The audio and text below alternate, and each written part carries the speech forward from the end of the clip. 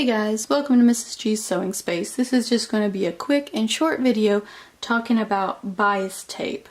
Now, bias tape is a piece of fabric that is cut into strips and then it is ironed in half and then in half again. So you have folds here where you have taken your strip, you've ironed it in half, and then you take the edges and fold them into the center and iron them again. And it is cut on a 45-degree angle on a woven fabric that allows you to have a little stretch so that you can use in your woven garments or other projects that require a little bit of stretch from a woven fabric.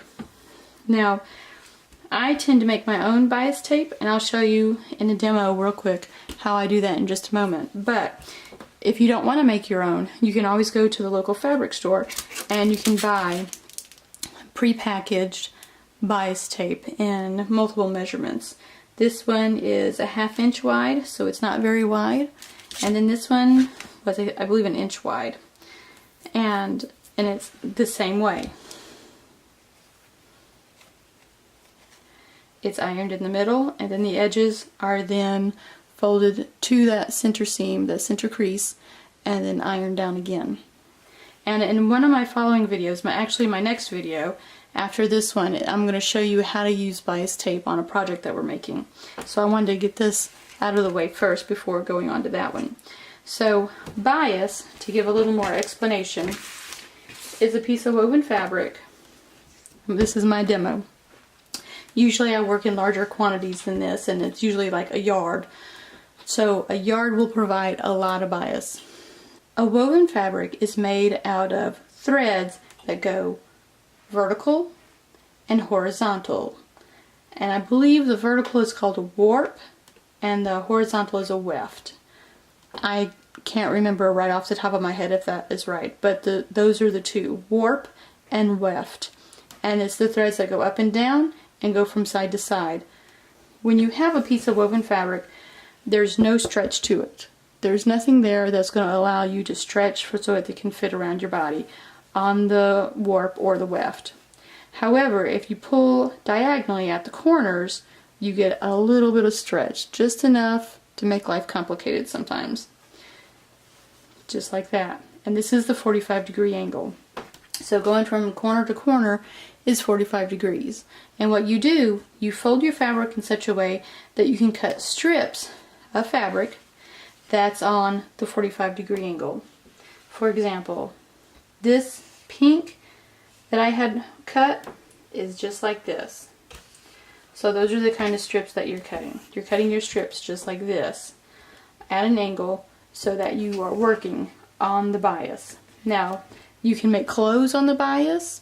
You can continue doing bias strips on the bias. There are a lot of things that you can do on the bias, but it has to be treated special because of the bias. There's a lot more involved to it. But for clothes, we're not going to worry about that right now. Right now we're just talking about bias tape.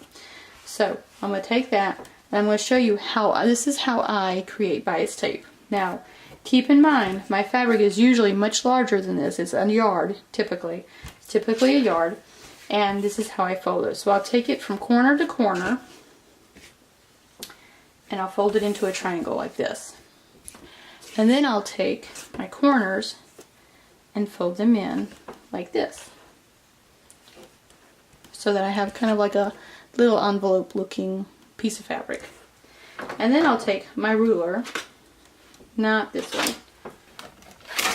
Remember, I'm working in large fabrics like a yard. So I'll take my large ruler and I'll line it up to however wide I want my fabric strips to be. So for example, this one is 2 inches wide. So I would measure from the fold 2 inches, or because it's in fold, I would measure 1 inch from the fold and then 2 inches all the way across. And then I would take that and I would cut it right here.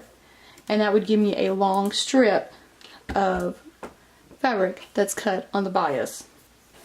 Now I know there are all other ways to do it. That's the best and easiest way that I have found to do it. There are other videos and techniques you can find on YouTube on how to cut bias tape, but that's my favorite technique. To me, it's just the easiest way.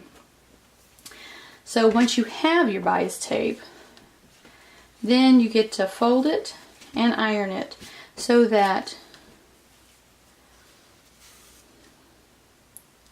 you have it in this tape form, which is just like I showed you earlier. There's a crease in the middle, and then you take the ends and you fold it into that middle crease so that, like that, so that you can use it. And what it does is,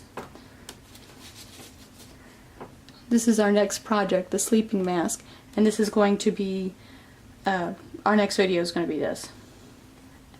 And what the bias tape does, it covers the edges. So when you cut out your pattern, you cut off the seam allowance, but you still have these raw edges.